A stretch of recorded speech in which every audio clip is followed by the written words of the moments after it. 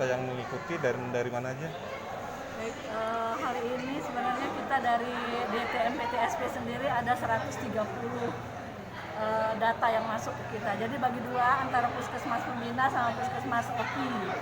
Ya, tapi sekarang yang sudah kami lakukan di kami ada 43, di OPI juga sekitar itu.